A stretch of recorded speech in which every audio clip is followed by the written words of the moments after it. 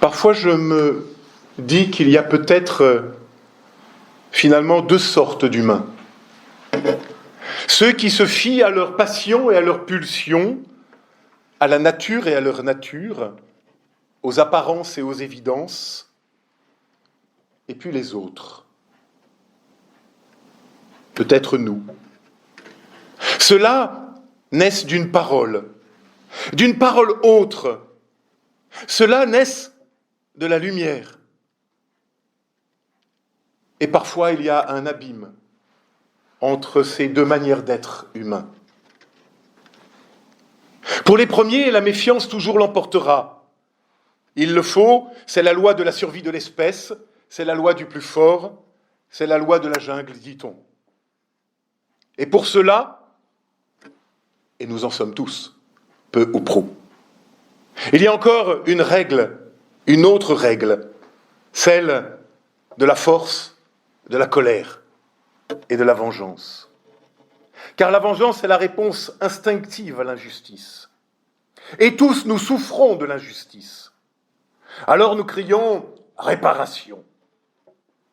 C'est la logique de la mémoire, de ce que l'on doit à la mémoire de ceux qui, avant nous, ont souffert.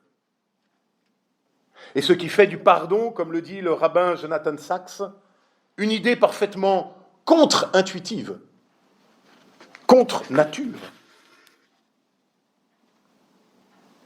Et puis de l'autre côté de l'abîme, il y a ceux qui naissent d'une parole, d'une vocation, celle de l'appel à la bénédiction, à être des hommes, des femmes, de la bénédiction et pour la bénédiction.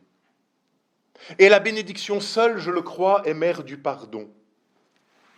Elle est invitation à changer de regard sur l'autre et sur soi. Non plus médire, mais bénir.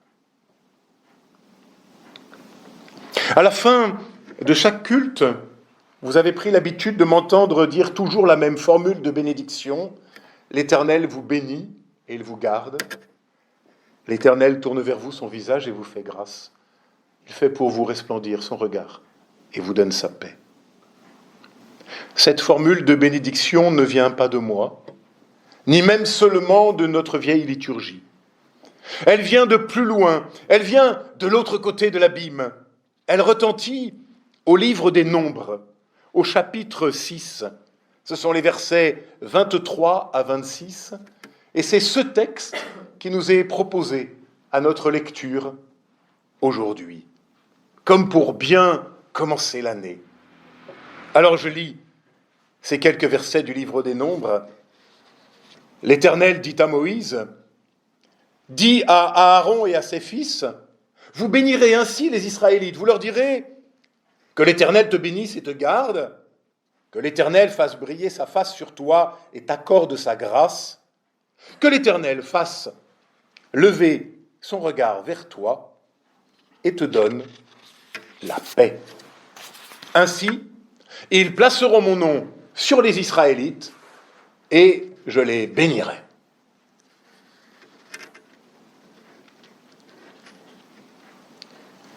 Ces versets sont devenus la bénédiction sacerdotale, c'est-à-dire celle que seuls les prêtres d'Israël pouvaient dire, les Kohanim. Et au jour de l'expiation, une seule fois par an, le grand prêtre terminait cette bénédiction en prononçant le tétragramme, vous savez, le nom de Dieu qu'on ne prononce pas, mais le grand prêtre le prononçait une fois l'an en disant cette bénédiction. Car la bénédiction, si c'est la vocation de l'homme, souvenez-vous d'Abraham, va et sois bénédiction, et c'est depuis la vocation de chacun et de chacune d'entre nous, eh bien si la vocation, notre vocation, c'est de vivre dans la bénédiction, eh bien peut-être c'est parce que la bénédiction, c'est le nom même de Dieu. La seule fois où le grand prêtre pouvait prononcer le nom, c'est en donnant la bénédiction. Bénédiction. Bénédiction se dit Baruch en hébreu, qui vient d'un verbe signifiant s'agenouiller. D'ailleurs, en français, on dit même faire baraquer le chameau ou le dromadaire. Et c'est intéressant, en tout cas pour moi, je trouve ça très belle image, comme si la bénédiction était ce qui va permettre l'articulation de ma vie. Le genou, c'est l'articulation. Sans genou, ça devient compliqué de marcher. C'est ce qui fait passer, peut-être, cette articulation qui nous fait passer de l'autre côté de l'abîme. La bénédiction est ce qui, en même temps, nous garde. Garder, en hébreu, samar, qui signifie tenir, observer, faire attention, conserver, protéger. Et la paupière, qui garde les yeux, se dit somera, en hébreu. Oui, la bénédiction, c'est de nous faire tenir de l'autre côté de l'abîme. Nous garder de ce côté-là, malgré nos rechutes, malgré nos lâchetés, malgré nos chagrins ou nos colères. Et l'Éternel, je le crois, nous donne de tenir de cet autre côté de l'abîme.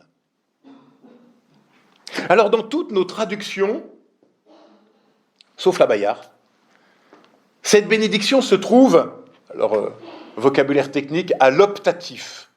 Alors l'optatif, ça veut dire que c'est un souhait. Hein, voilà. Que le Seigneur te bénisse, comme si on n'en était pas sûr. Personnellement, je dis toujours, le Seigneur te bénit et te garde. À l'indicatif présent. Et j'ai vérifié, auprès de gens plus savants que moi en hébreu, on peut bien traduire ainsi, comme le soulignait d'ailleurs Robert Martin Achard dans un article d'ETR de 1994, et Lyon, j'ai de bonne lecture. Et ma collègue Marie-Pierre Cournot, qui donne les cours d'hébreu à l'Institut protestant de théologie de Paris, de me confirmer, je la cite, « En tout cas, écrit-elle, m'écrit-elle, d'un pur côté grammatical, il n'y a pas d'élément pour dire que c'est forcément à traduire par l'optatif. Mais on peut dire que théologiquement, on n'est jamais sûr de ce que va faire Dieu, et donc on dit « qu'il te bénisse ». Maintenant, étant donné que c'est Dieu lui-même qui parle, on peut penser que Dieu sait ce qu'il veut faire. Et que donc il dit à Moïse de dire « Dieu vous bénit ». En tout cas, c'est ma lecture, précise Marie-Pierre, et j'utilise toujours le présent. Fin de citation de son petit mail qui répondait à ma question. Au présent. Pour nous, aujourd'hui. Parce qu'on y croit en cette parole. Les hébraïsants remarqueront aussi que la structure de ce petit texte est très étonnante. 3 mots, puis 5 mots, puis 7 mots. C'est très construit, c'est une sorte de poésie. Soit aussi 15, 20 et 25 consonnes en hébreu.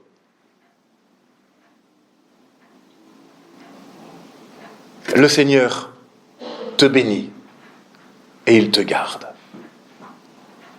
Et puis, il y a ces 2 autres mots comme l'alpha et l'oméga de toute vie de l'autre côté de l'abîme, la grâce et la paix. Alors ces 2 mots, nous les connaissons bien, ils ouvrent chacun de nos cultes, parce qu'ils ouvraient les épîtres de Paul. La grâce et la paix vous sont données. Ainsi, la grâce et la paix ouvrent nos cultes et les referment.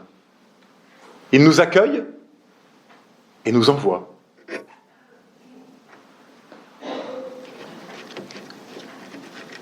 Quelques mots encore peut-être autour de ces notions de grâce et de paix. La grâce ici, nous sommes dans l'Ancien Testament, c'est pas encore le salut, la résurrection, l'évangile. C'est le Hanan. C'est la grâce d'une femme. C'est ce qui est gracieux. C'est la compassion, c'est la miséricorde. C'est une manière d'être dans la douceur et la beauté. La beauté est de l'autre côté de l'abîme. François Tcheng le dit d'une autre façon, je le cite, « Il me sera aisé plus tard de me rendre compte que le mal et la beauté constituent les 2 extrémités de l'univers vivant, c'est-à-dire du réel. Je sais donc que désormais, il me faut tenir les 2 bouts. En ne traitant que l'un et en négligeant l'autre, ma vérité ne sera jamais valable. Je comprends d'instinct que sans la beauté, la vie ne vaut probablement pas la peine d'être vécue. Et que d'autre part, une certaine forme de mal vient justement de l'usage terriblement perverti de la beauté. Fin de citation. Oui, la beauté, comme l'essence même de la grâce, comme le sens même de notre vie. Et d'ailleurs, l'expression « fais briller sa face sur toi » est un hébraïsme qui veut dire aussi « sourire ». Oui, Dieu nous sourit. Alors là, la suite, on peut le mettre à l'optatif. Et que cela puisse faire naître en nous le sourire. La grâce. Pas encore celle de l'Évangile, je l'ai dit, mais seulement celle d'une parole reçue qui est lumière sur ma route, qui éclaire le sentier, comme je le dis aussi après chaque lecture biblique. La grâce d'une lumière offerte pour éclairer la nuit.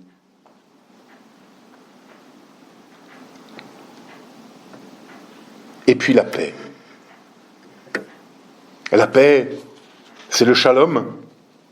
Et là, le temps me manque pour dire toute la richesse de ce mot qui dit non pas une absence de conflit, mais une plénitude de l'être réconcilié. Alors allons pourtant juste un tout petit peu plus loin ce soir pour rappeler que nous confondons souvent deux réalités qui se cachent en français derrière la notion de paix. La paix extérieure, en tant que cessation des hostilités, et puis la paix intérieure. Les deux nous sont à faire. Mais la première, je le crois, dépend de la seconde, et la seconde, la paix intérieure, ne dépend pas de nous. Il y a la paix que l'on reçoit, et puis celle que l'on bâtit.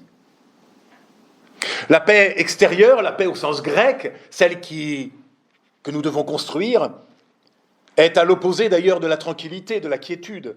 Elle est un risque, un pari, c'est la paix des béatitudes. Elle implique un renoncement, une véritable lutte pour refuser le cercle infernal de la violence et de la vengeance.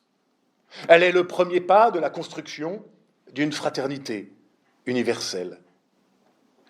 Elle est, elle aussi, d'une certaine façon déjà, de l'autre côté de l'abîme. Mais la paix intérieure, elle, relève de la grâce. La paix intérieure est le fruit de la grâce. Elle est le don du sourire de Dieu sur ma vie. Elle est de l'autre côté de l'abîme. Shalom vient de shalom, en hébreu ce qui est achevé, terminé, accompli. C'est aussi ce qui est acquitté, rendu, payé. Et cette paix-là, encore une fois, ne dépend pas de nous.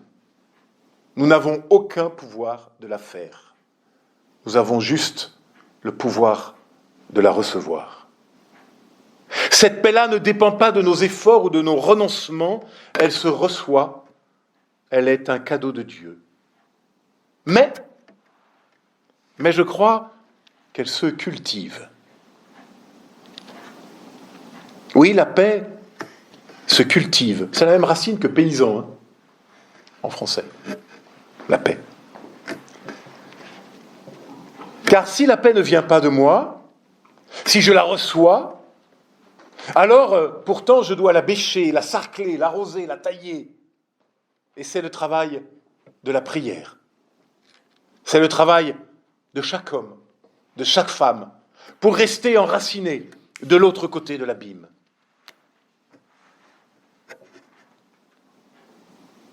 Cette paix-là survient lorsque je n'ai plus à tricher, ni à cacher, ni à prouver, ni à défier.